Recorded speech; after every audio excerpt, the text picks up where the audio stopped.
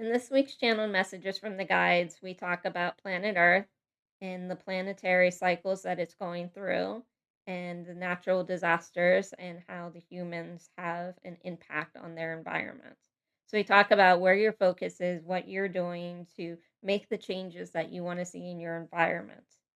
So, for those of you that are new to the channel, I am a light worker that uses automatic writing to channel messages from my guides, and I share their messages here on the channel. So, let's get into this week's reading.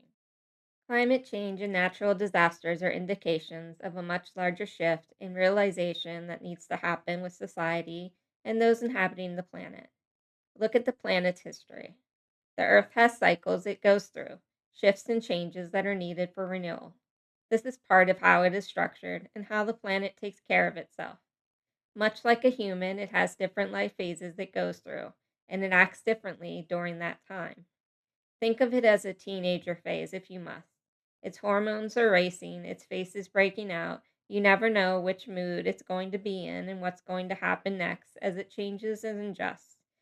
And in the end, it's not the same as it was before. It has changed, evolved, become who it's meant to be for the next phase of its life. A good portion of the Earth's changes are part of its cycle. The planet is much bigger than a human, so its cycles are spread over a longer period. Your planet's documented history from civilizations can only be understood from where they lived and not the bigger picture of the planet as a whole. This is why you have the academic community looking for patterns with the stories being told by the different parts of the world at the same time. It helps paint the picture of the accounts on a larger scale, and then they can look at the geology and the science to see the bigger story. This is all so that you understand how vast the world is and how difficult it is to understand the patterns, cycles, and what creates the changes that you see. You must also consider that you have media and resources that share information about what is happening on the planet on a much larger scale, which was not available in previous generations, which can make it seem much larger and scarier than it has to be. You must remember what you can control and what you can't. You can't control nature, you must understand it to work with it.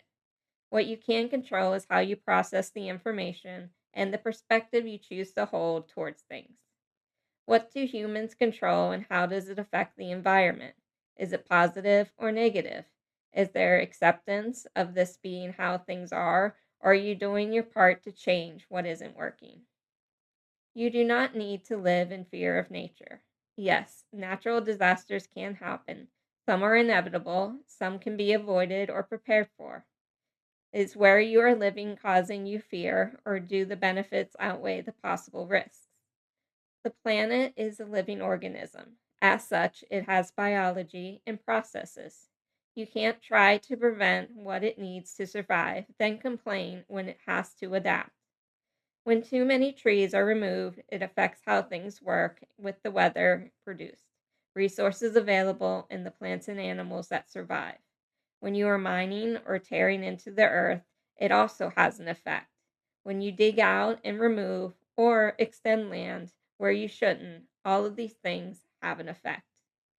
Think of it like the human body. When an organ is infected, it causes other parts to adjust and change to try to get your body back into balance. This is the planet currently. It's adjusting and bringing itself back into balance and creating what is necessary to be able to do her job correctly and fix what humans have altered and affected. As previously stated, not all natural disasters are caused by man made issues, but from the Earth's cycles and constant changes and resets. But there are some that humans do create, affect, and are responsible for. There are those cultures that work with their environment and see the resources as gifts, and others that see the resources as profit to take in ways that are not sustainable and create imbalance with the environment. There are always options and different ways to work with your environment instead of using up the resources. It's this balance that is needed to prevent issues and disasters that are man made. It's this realization that is needed to help with the reset the planet is going through and help restore things moving forward. The planet is an integral part of life. It provides everything that is needed for survival in your third dimensional life. It's a matter of how you view and access what is given instead of hoarding, profiting, and depleting. There are not endless resources available when you are used to methods that deplete for personal gain. There must be balance. That balance within the planet needs to also be within the individuals, how they view the outside world, and where they place their priorities. You can't change others, but you can educate. You can show what is possible and lead by example. You can create a ripple effect by adjusting yourself and fixing what is in your power to fix and adjust. It's a matter of doing your part and not falling into complacency. You can't feel stuck or like you don't have a voice when your reality is created by you and reflects your thoughts, actions, and vibration. Though some things are out of your control, you can look at what is in your control and what you are able to do. You can also look at what individuals have done and created to see the power that you have. The ocean cleanup crews are one of those organizations that started with an idea that was brought into production to help the planet.